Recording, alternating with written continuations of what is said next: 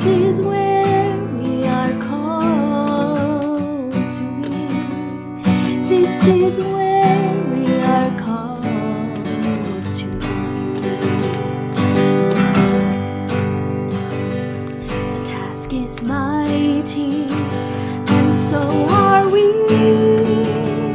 The task is mighty, and so are we. The task is mighty, and so are we. This is where we are called to be. This is where we are called to be. The land is holy, and so are we. The land is holy, and so are we. The land is holy, and so are we. This is where we are called to be. This is where we are called to be. The world is ready, and so are we. The world is ready, and so are we. The world is ready, and so are we. This is where we are called to be. This is where we are called to be. The tide is rising, and so are we. The tide is rising, and so are we. The tide is rising, and so are we. This is where we are called to be. This is where we are called to be.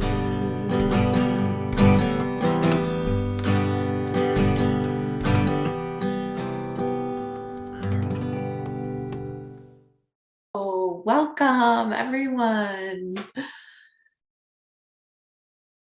I just want to make sure you can hear me and everything's good. Hi. And I can see you're already using the chat. Okay. And I was wondering, Maureen, I see your note that there was something blocking the lyrics. I will try to fix that next time. So welcome, Church in the Wild, week 2 on Zoom. We're thrilled to be doing wild worship in new ways. And we, as some of you probably know who've joined us before, we're on a mission to follow the Spirit through creation, adventure, and restoration. That's what we're about. So if that's what you're into, or you're curious what that's looks like, you are welcome to be a part of what we're doing. And today we're going to be worshiping here on Zoom using the chat as you have been. Good job, everyone. There's always questions and things you can respond to and share in the chat. And then after our time of worship, we will have 10-15 minutes that we're just calling coffee talk time to unmute and share together and catch up if you want to stay and have time to stay for that.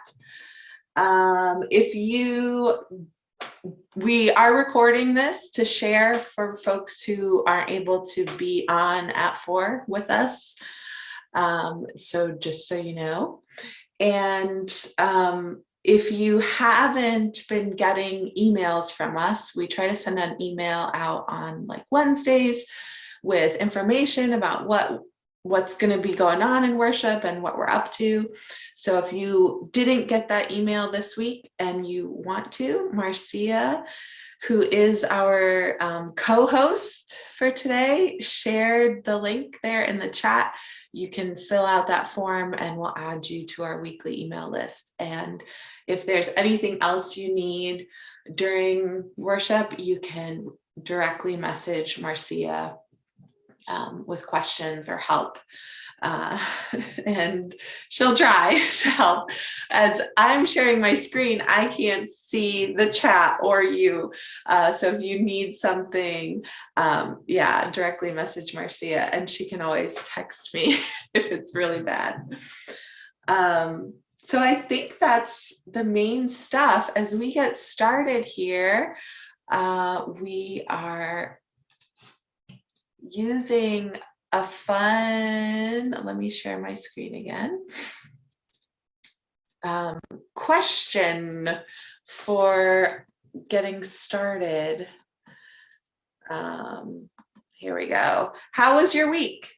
Tell us where you're joining us from, and then tell us how your week was on a scale from 1 to 10. In the chat. You can explain that number if you would like, or you can simply put a number down. But it's always fun to see where everyone's coming from and just to see how your week was. All right. So as you share in the chat, I want to share our first reading. This is, as you can see, John Calvin's commentary on Genesis. The custody of the garden was given in charge to Adam to show that we possess the things which God has committed to our hands, on the condition that, being content with a frugal and moderate use of them, we should take care of what shall remain.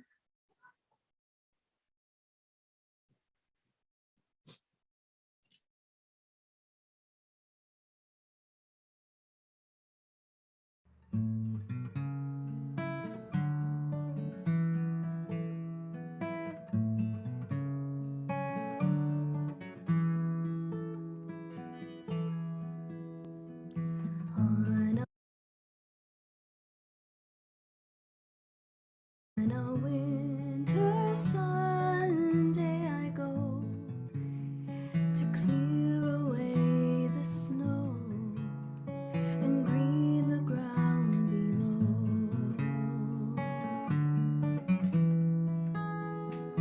April all an ocean away. Is this the better way to spend the day? Keeping the winter at bay.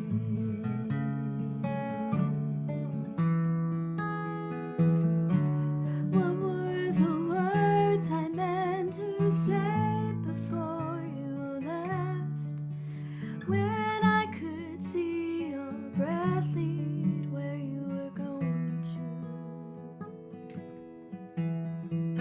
Maybe I should just let it be. And maybe it will all come back to me. Sing old January,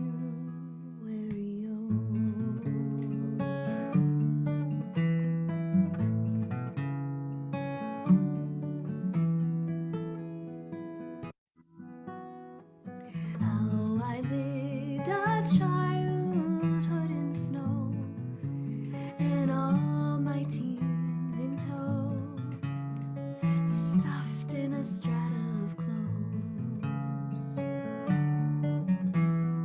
Pale the winter days after dark, wandering the gray memorial park, a fleeting beating of heart. What were the words I meant to say before you left?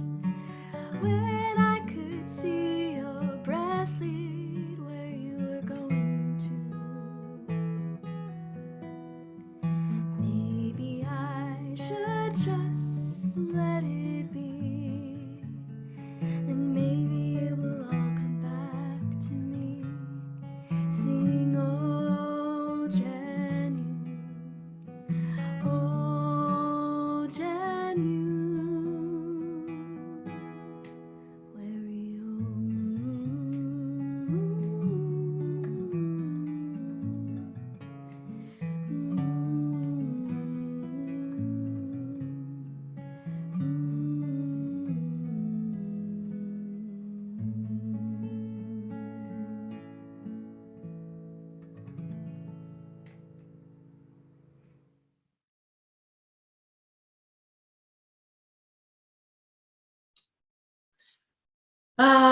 Let's give it up for Kristen. How awesome is her gift that she shares with us all the time. So thanks so much, everyone, for checking in with us and checking in with yourself on how your week was and sharing. I am going to, again, share my screen so we can read our wisdom together.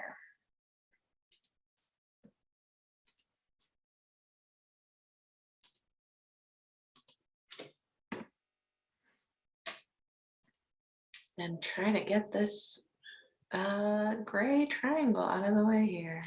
Let's see. All right, well, this is coming from the Christian Scriptures, New Testament, John chapter 6, 1 through 13. Jesus went across the Galilee Sea. A large crowd followed him because they had seen the miraculous signs he had done among the sick. Jesus went up a mountain and sat there with his disciples. It was nearly time for Passover, the Jewish festival. Jesus looked up and saw the large crowd coming toward him. He asked Philip, "Where will we buy food to feed these people?" Philip replied, "More than half a year's salary worth of food wouldn't be enough for each person to have even a little bit." One of his disciples, Andrew, said, "A youth here has 5 barley loaves and 2 fish, but what good is that for a crowd like this?" Jesus said, "Have the people sit down." There was plenty of grass there. They sat down, about 5,000 of them. Jesus took the bread. When he had given thanks, he distributed it to those who were sitting there. He did the same with the fish, each getting as much as they wanted.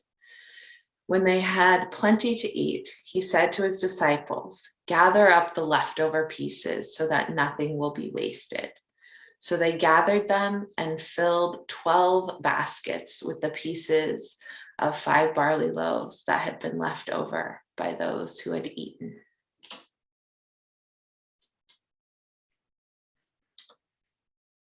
And now I'm going to turn it over to Rich for a live, not pre-recorded nature connection moment. Here we go. Thank you, Corey. My name is Rich. I'm going to don the nature guiding cap. And my first question, now this might fall flat. Show of hands, are there any Steelers fans here? I'm talking Pittsburgh Steelers football. Anybody? Okay, we got one. All right, that's good. So I want to share with you one of my favorites, what I think of as one of my favorite, most inspiring birds when I visit the northern part of New York State in the Adirondack Park. Now, I'm going to share my screen. Let's see. If I could please have screen sharing capabilities, that would be excellent. And as I prepare to share my screen, I want to invite you to imagine. We have to immerse ourselves in this special bird's habitat. You know, the sweet smell of balsam fir. Maybe you think back to a memory of bringing one in the house for a Christmas tree. Or maybe you spent enough time with this special tree that you know what it's like to stand in a forest of balsam fir. So here's your balsam fir forest. And let's see here. So we're immersing into the habitat of the rare and elusive bird called the black-backed woodpecker. There it is, that I think of as the spirit animal for Pittsburgh Steelers fans and methodical workers. It was a couple of years ago when I happened upon my first sighting of a black-backed woodpecker. It was 2019 at the Bloomingdale Bog in the Adirondacks of northern New York. And you can see why it's called a black-backed woodpecker. It has a very black back, but look at that yellow cap. See, that's what inspires me to say, maybe spirit animal for a Steeler fan. I don't know. But what I think is so cool about these birds is every time I watch one, it reminds me how important it is to be patient. These birds have the patience of a surgeon, and yet the beak of a powerful chisel. And so here's one that I got a picture of just recently. And these birds will spend upwards of an hour on the same tree, working the same tree. You'll never see that out of a downy woodpecker. They're pecking and then off to the next tree in a matter of seconds. The black-backed woodpecker will start at the base of the tree, work its way up towards the top of the tree, maybe 20 feet up, over the course of about 45 minutes to an hour, and then fly to a very nearby tree in the forest. It's a very special bird. And I think if you spent time with it, you might take away some different inspiration. Now, in lieu of being able to actually be with a black-backed woodpecker in person, I have this video that I captured in 2019 that I'd like to share with you. And notice the kind of patience and finesse of a surgeon, how careful and delicately it moves about the trunk of the tree. It's even careful enough to very delicately remove a piece of lichen from the tree before using that sledgehammer, that pickaxe of a beak, to pound into the trunk to pick out some delicious beetle larvae. Here we go. Your nature connection moment for today. Black-backed woodpecker, Adirondack Park. Those are beard lichens right in front of it there, draped all over the tree. Bloomingdale Bog in the Adirondacks. I'm going to zoom in here for a closer look. See, there's a beard lichen right in front of it. Let's see how it responds to this beard lichen being right where it wants to peck.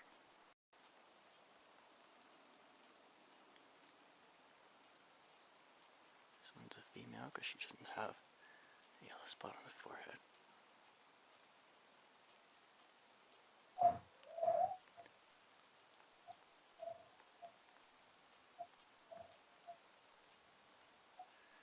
She's hammering away on what looks like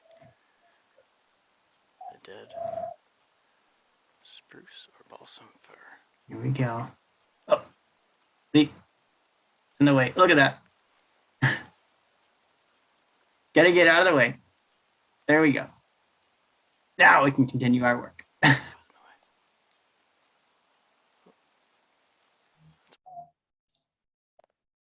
So I give you the black-backed woodpecker, potential spirit animal for Pittsburgh Steelers sports fans and methodical workers. And if you ever want to get a look at that in person and you're in the Adirondack region, make sure you give me a call. I might give you a tour. That's all I have to say about that. Awesome. Thanks, Rich. You're welcome. All right. So last week we started what I told everybody I'm calling a fresh perspective series, which just means we're hearing from people who aren't me, which is wonderful. And this week, I'm really excited to have Maureen Wise here with us, joining us from Ohio. And she will tell you more about her and her work. So I'll just let her take it away if you're ready for that. Yeah. I probably do need screen sharing capabilities too, right?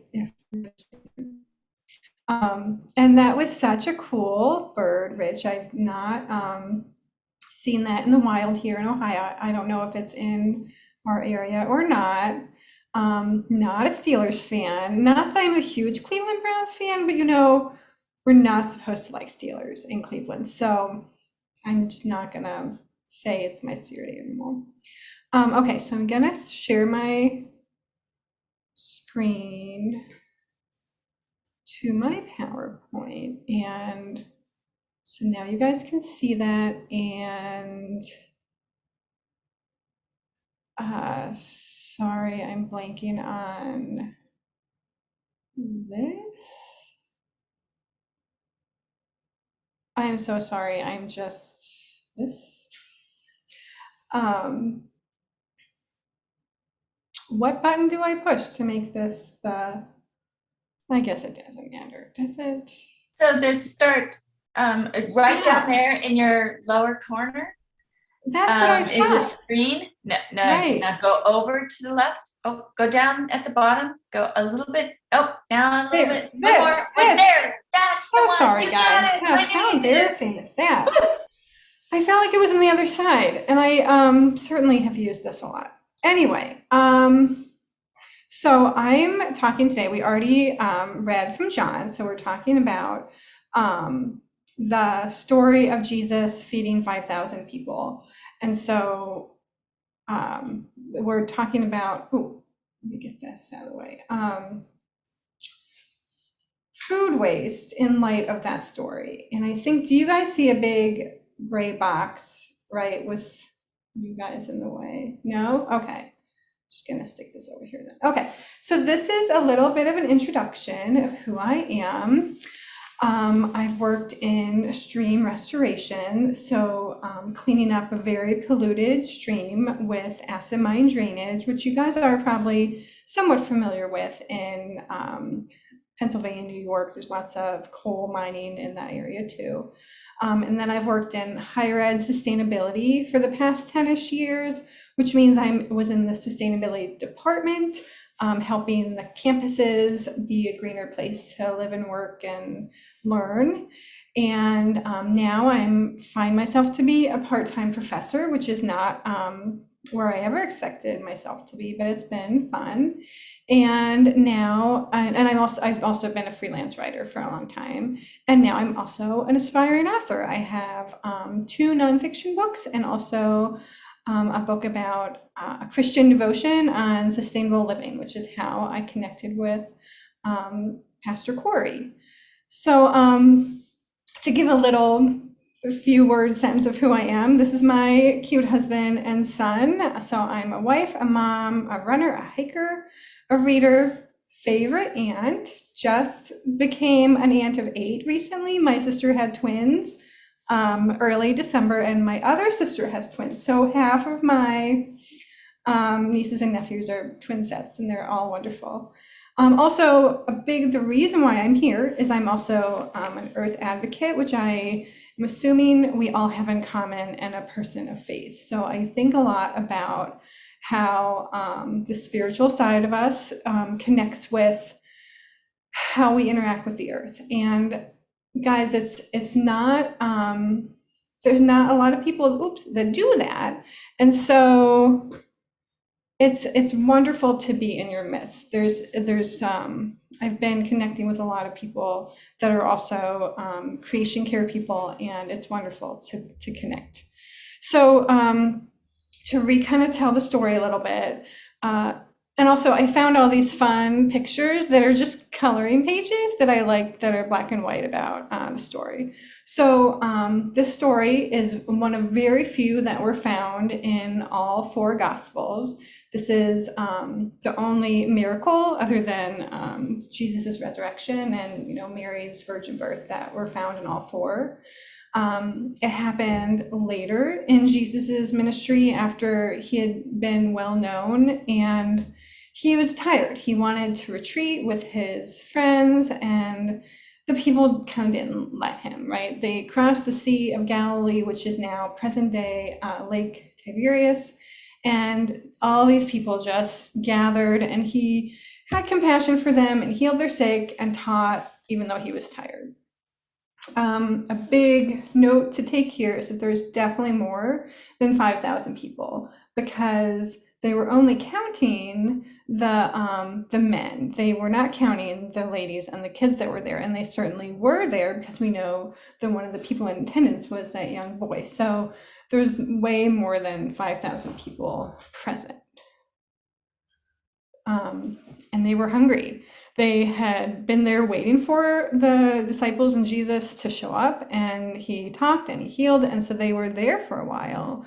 And you heard how the disciples were saying, hey, the crowd's hungry, we really need to like send them away. And Jesus said, well, why don't you feed them? And they said, we can't feed them, we don't have the money. And here's this kid with a meager lunch that was packed for him. And Jesus took that small lunch and had a miracle. Oops, and so there's a typo there. He multiplied the small meal to feed everyone there, which would be pretty exciting, right? Everyone's stomach was filled. They, it would have been really exciting to see that happen. Like the basket just kept being full, even though it should have been empty. And so this is why the big takeaway from the story to me that I had never heard anyone else come up with, and I thought this was really important, like a tiny little nugget that not everyone notices. So at the very end of the story, when everyone had enough to eat, Jesus said, gather the pieces that are left over, let nothing be wasted. And then they gathered 12 baskets with all the pieces of barley loaves left over, after everyone had already eaten. I don't really like this picture. They look a little grumpy gathering the baskets. Let's just assume those are smiles, right? So that, I think, is really telling. I guess we'll advance this next screen. Super telling of Jesus's idea of leftovers, right? That like he made that food. He knew how many people were there. And yet he said, hey, let's keep this food that I made. Let's be a good steward of it and gather what's left over, and let's keep it and not just like leave it out or like waste it. And so I find that really telling of his attitude of food waste, recycling, and reuse.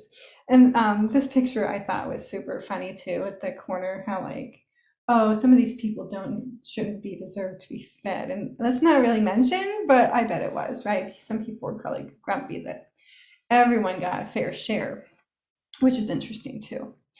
But so anyway, I was saying that Jesus made an abundance for people to like take home, for people to make sure that their bellies were full. Maybe these people weren't always used to having, enough food.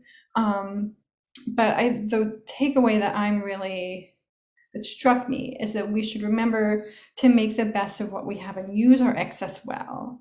I think that Jesus, and this isn't said, but implied in my mind, that he understands that the earth has finite resources and that we should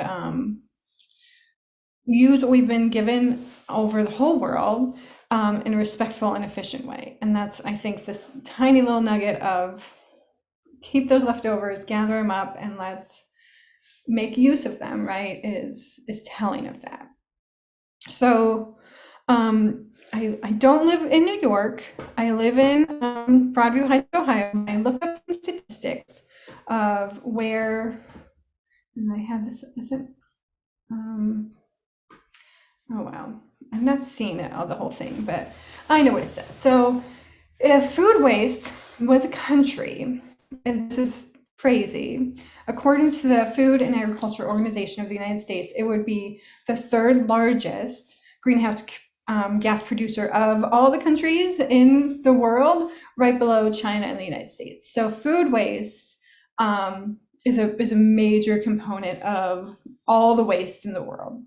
And that certainly includes the scraps that we can't use, like the pre-consumer stuff, as well as what we actually like could eat but don't. And then according to the US Department of Agriculture, I'm always just so shocked at this 30 to 40% of our food is wasted according to their studies. That always just is such a hard statistic to sit with me. And then I looked up in New York State, where you guys live, you have 30 landfills that take 6 million tons of trash per year. And then also you send 2.5 million tons of waste to energy facilities, which is super cool. And we don't have that in Ohio. And then you export 3.1 millions of trash to neighboring states.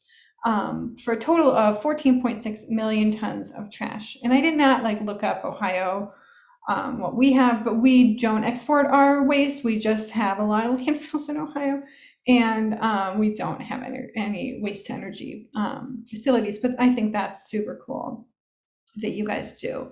And then I really was trying to find some recycling statistics, but I guess I didn't dig deep enough. But I did find that your New York State government reports that 90% of your government agencies recycle, which isn't a nice number. I would kind of want it to be 100, but it's still good.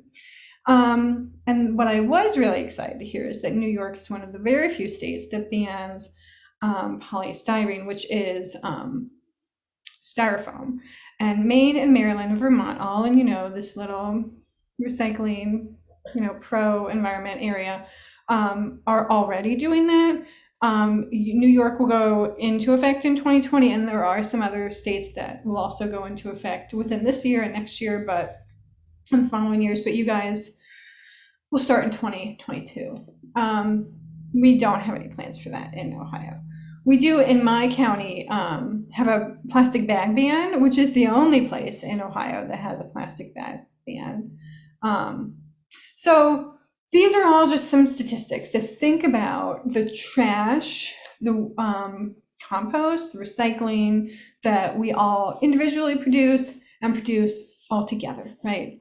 So let's move on to thinking about our own waste. And I'm so certainly not trying to point fingers at you and make you feel bad. And honestly, again, being in your midst of people that also care about the environment, I'm sure that you guys have already thought about this, and you do consider your food waste and your recycling. But just to kind of think about it a little more, how could you reduce your food waste?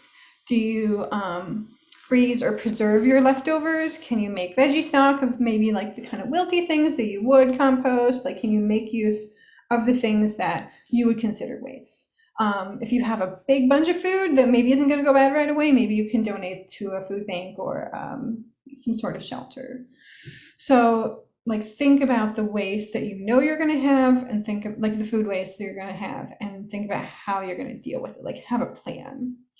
The other thing that I love to think about in this story, and also other stories in the Bible, that at the time people just didn't have plastic baggies, didn't have aluminum foil or other, or bottled water. It was a reuse culture. The baskets were already there to collect the food that they collected. And so do you have containers that you reuse? Do you have cloth napkins or rags, bottles that you would reuse that aren't generating waste or even recycling? Because recycling is not as good as reusing something over and over. So think about where you can maybe do things a little differently to reduce waste. And then, do you compost your food scraps or yard waste? And if you can you, like I said, think about the carrots that are kind of wilty and you wouldn't really eat. Could you maybe use them for something else? Something like that, other examples like that. And then the thing that when I've worked in higher ed sustainability, we're always talking to people about recycling and recycling right. Because the plastic recycling is super changed over the past few years, in the past 5 years, I guess. And what you could recycle, a long time ago, you can't now. You cannot in Ohio anyway. I'm pretty sure not in New York, you can't recycle berry containers like the clamshells, can't recycle those anymore. But it's really bad to throw them into the recycling because then you are contaminating the waste stream and making it so they have to either, shift out the plastic that can't get recycled, or they have to throw out the whole thing if there's enough contamination. Like for instance, in Cleveland, in downtown, like Cleveland proper, their recycling was so contaminated that they just stopped recycling. They didn't even offer recycling for like a year and a half. And so the people that I know in the Office of Sustainability there, they're like doing all these shifting of their programming, education and stuff, and like trying to get recycling ambassadors in every community and like neighborhoods and apartment buildings for peer-to-peer education, because their recycling was just like 70% trash. So I'm sure that your community is much better than that, but you still don't want your recycling to be contaminated with trash. So I did, and I'm not so sure that this is accurate, but this is where I thought maybe you guys would be recycling, right, in your county. The Broome County, this is where I found that where you meet anyway. But this is totally what we do in my part of Ohio too. We certainly do not recycle plastic bags or styrofoam or food containers with our recycling, but we do paper and newspaper, cardboard, all these plastic, metal, glass stuff. But the thing to like double check, are you trying to recycle receipts or napkins or paper towels? Like those are not the kind of paper that can be recycled. So maybe go to this website or go to whatever website where you recycle and make sure you go down the list and see if you're recycling right.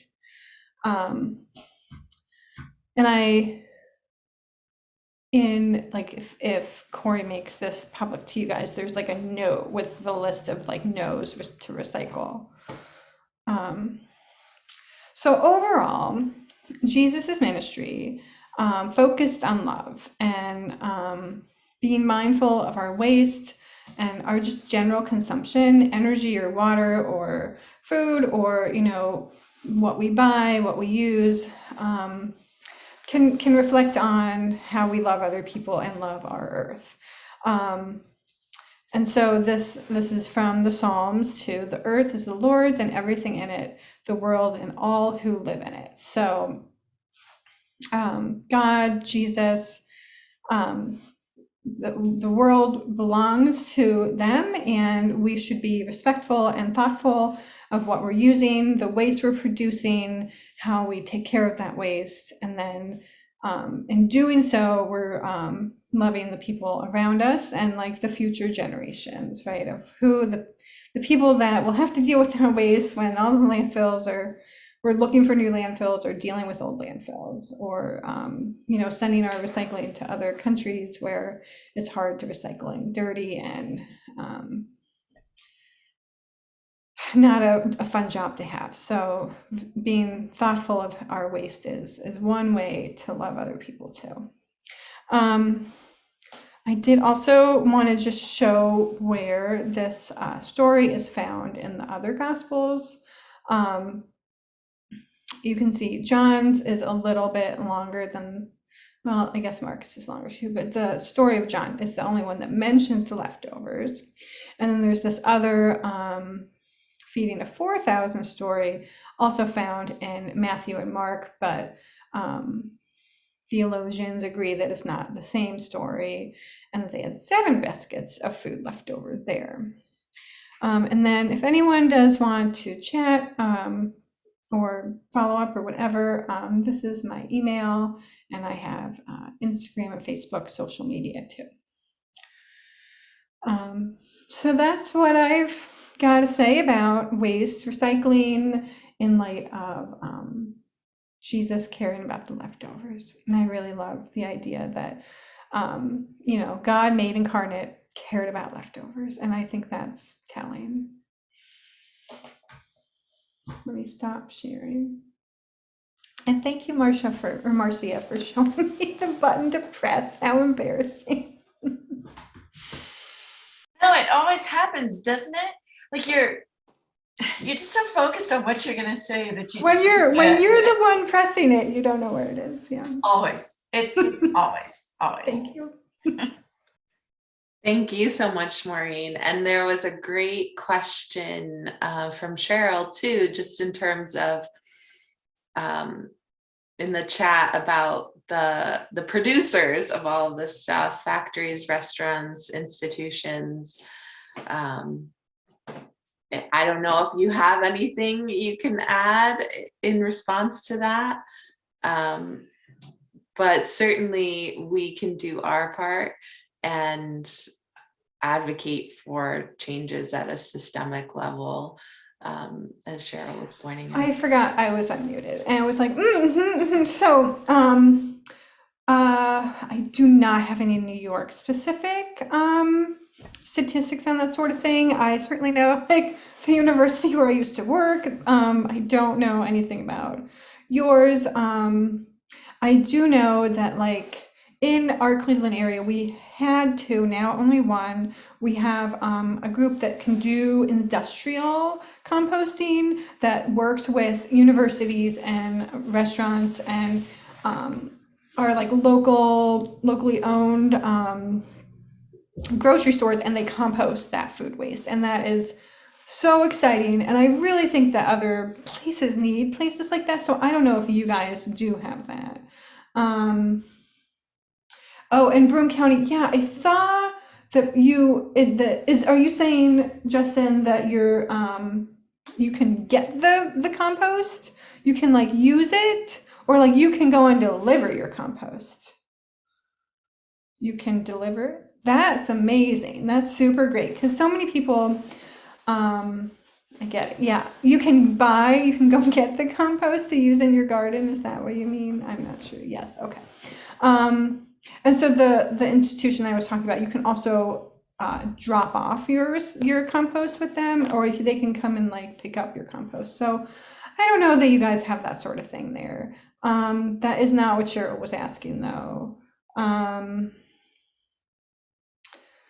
There are also restaurants that donate leftover food to shelters. Yeah, and I really think that, you know, there's really big cities in California that have more organized composting, and I think that we'll all probably eventually get there, but we're not California, right? And we are the people that think about these sorts of things, but most people aren't. Most people aren't caring about this as much to make it happen. And so I do think, you know, with the press of global warming, that people will be thinking about this more. And like that thing I was saying at the beginning, that food waste is a really big problem and is such like an easy fix like recycling, that we know that landfills create methane, and methane is a bigger greenhouse, you know, more potent, more powerful greenhouse gas than carbon dioxide. And so we want to get away from landfills. And so I think composting in conjunction with recycling, in conjunction with reducing, like knowing what you're going to do with the waste when you're buying something, that like I don't ever expect to be a zero waste household at all, but I think we can all reduce our waste. And I think, you know, like we didn't all have plastic bags of lettuce, you know, 50 years ago, or, you know, we know how to get back to that. And I think that there will be a shift. Yeah. So I hope I'm answering the questions, or not just talking, and I agree with solar co-ops. I have solar in my house, and mulching lawnmowers are great too. Yes. We could be friends, Chris. Okay. Well, thank you. And let me know if you have any other questions. I'll hang out afterwards. And if anyone wants to email, I'd be happy to also. Yeah, awesome. Thank you so much. It's such good encouragement to hear, to keep doing our best, you know, living sustainably, even imperfectly, is all we can do, and know that we might not, like you said, be zero waste, but we can all reduce. So any step in the right direction, it is a plus.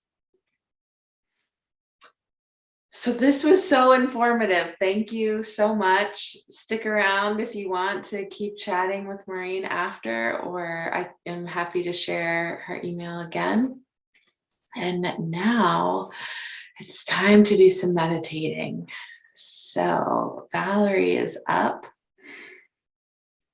and I will put up a picture if that works for us again this week.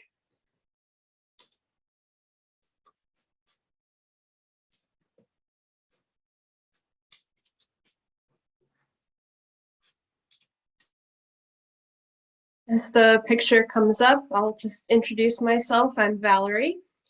And at this time, I invite you all to begin our time of meditation by finding a comfortable posture you can hold for the next few minutes and closing your eyes. We'll begin our time of meditation by checking in with the body.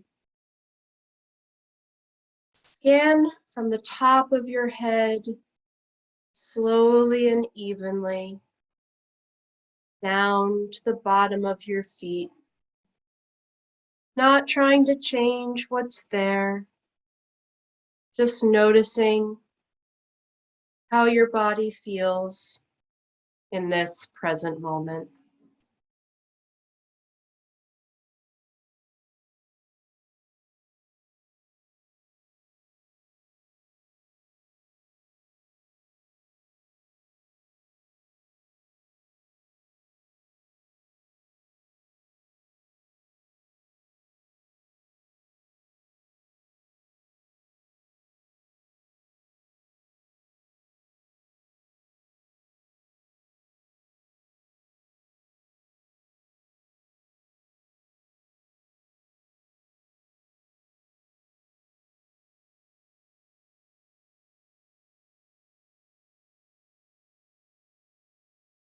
At this time, I invite you now to tune in with your breath. See where it's most easy to pay attention to its natural rhythm. The point where the air enters your nose or mouth, the rising of the belly, the expansion of the chest, whatever feels easiest to you today. See if you can follow your breath.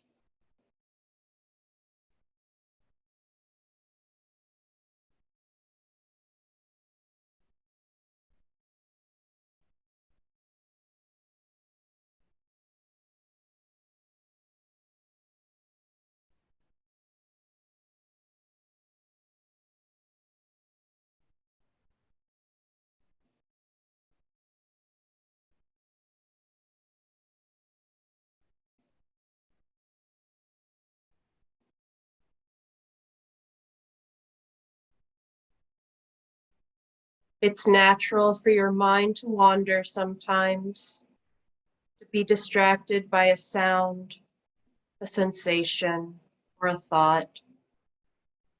Simply note the distraction and bring your mind back to rest on the breath.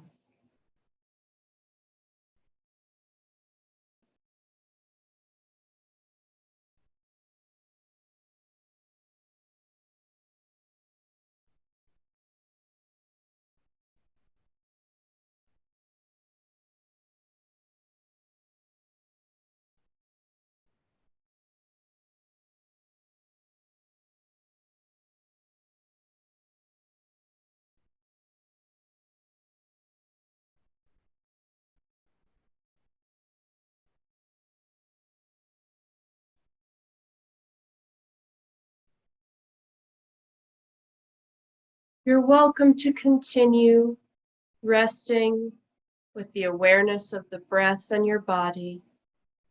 Or if you choose, I invite you to join me in a brief visualization. I invite you to call to mind the last food that you ate.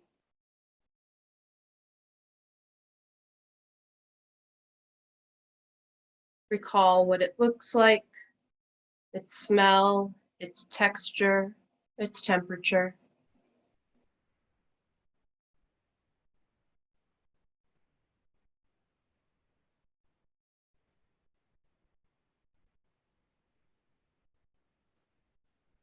I want you to imagine where this food first began. Imagine the seed, young plant,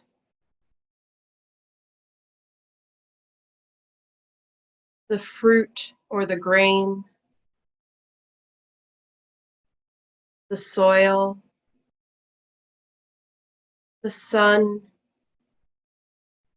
the clouds that brought the rain.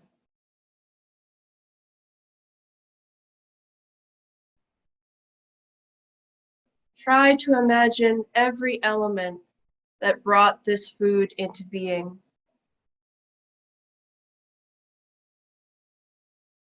Notice what it feels like in your heart and body when you try to imagine this great web of interconnection that created your food.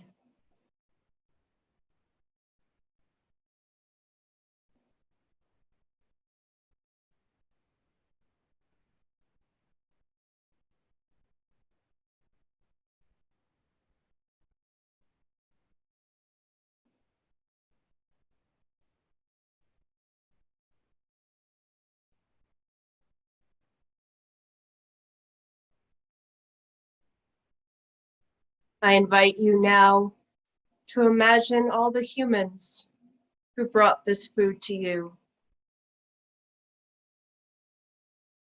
Think of the ancestors who recognized this food and learned to care for it, prepare it, restore it. Think of the specific workers and preparers of this dish.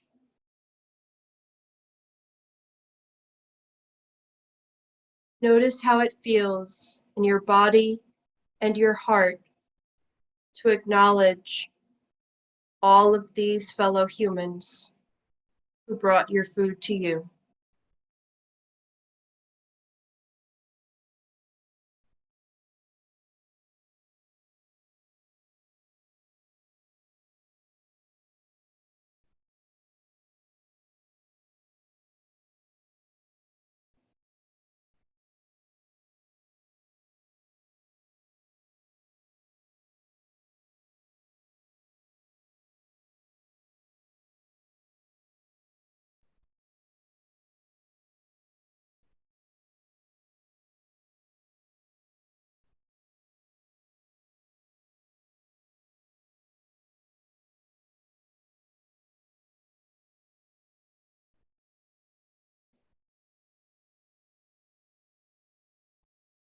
As we close our time of meditation, if it feels right to you, you may offer gratitude to the source of life that sustains us and abides with us in our time together.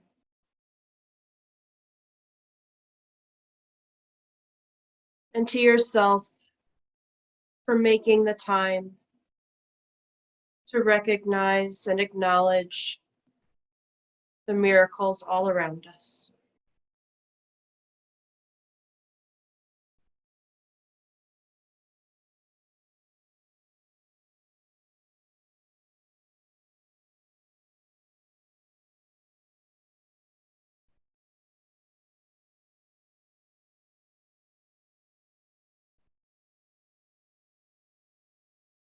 And whenever you're ready, I invite you to take a slow, gentle breath and open your eyes.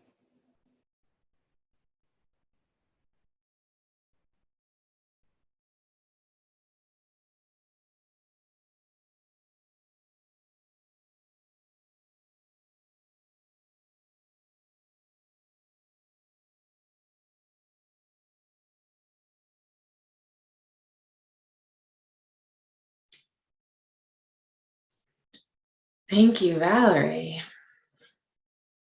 Incredible to bring mindfulness to our food like that. Really cool. Thanks for that. I actually had my wrapper here of the last thing I ate, and thinking about all the different parts of a trail mix bar was kind of mind-boggling. So again, I'm going to share my screen for us and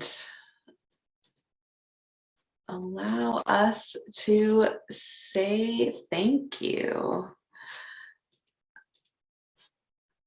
In the chat, feel free to share what you're particularly grateful for, especially as we think about the food that we've just eaten and our gratefulness for all the living organisms and humans that made that possible. It's a really perfect segue into thinking about gratefulness in general. So we try to take this time to give thanks to our Creator for everything that we've been given and for creating a world that has everything we need in it. And I'm thankful for Maureen and giving us this cool perspective on an old story that helps us to think about these gifts and how we can use them wisely and well. So tell us what you're grateful for this week in particular, or today. And I think it inspires us as we think about that, to see what others are thankful for. I'm thankful for the warmth and protection of a home today, and for health and well-being of so many of my loved ones and all of you. And I'm so thankful to Russ and all of our other healthcare providers, and to Valerie and all of our other educators for doing a hard job at a very difficult time. So thank you. Thank you. I'm not able to put mine in the chat, so that's my gratefulness for this week. We also take this time now to set an intention for our week ahead. To think about a word or a phrase that you want to guide you for the next 7 days. And we offer the time to share that as well. I think it inspires others as we see what other folks have to say. So how do you want to live this week?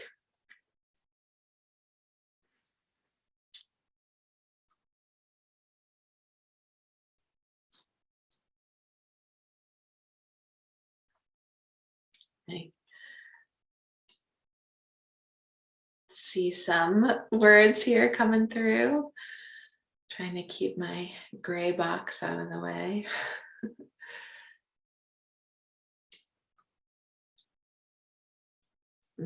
Yeah, mindful is a great one.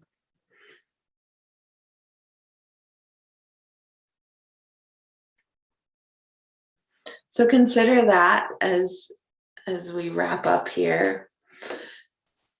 Whether you share it with the group or not, I hope that you will live with intention this week, and I hope we can all continue to use, eat, consume with intention, so that we are thinking at least just a step or two beyond ourselves. It can be a little mind-boggling to consider the whole web of creation in all of this, but let's be as intentional as we can in how we live and consume in our world. And I will invite you now to join me in receiving and sharing of our closing blessing. And then I will again share my screen and have a little song. Kristen has our final song to sing us out, and feel free to stay through that for a time to chat for just a few minutes if you're able to. So, deep peace of running wave to you, deep peace of flowing air to you, deep peace of the quiet earth to you, deep peace of the shining stars to you, deep peace, the source of peace to you. And now we can sing out our piece. Have a great week if you aren't staying to chat. And we will see you next. All right, it's time for our last song for worship today.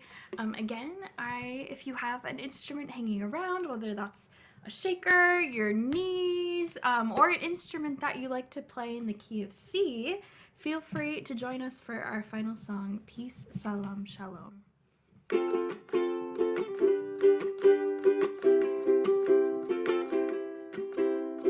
Peace, Salam, Shalom.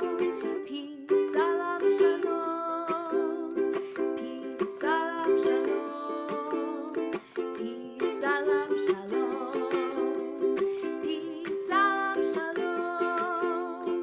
Peace, Salam, Shalom. Peace, Salam, Shalom. Peace, Salam, Shalom. Peace, Salam, Shalom. Peace, Salam, Shalom. Peace, Salam, Shalom.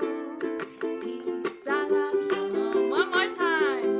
Peace, Salam, Shalom.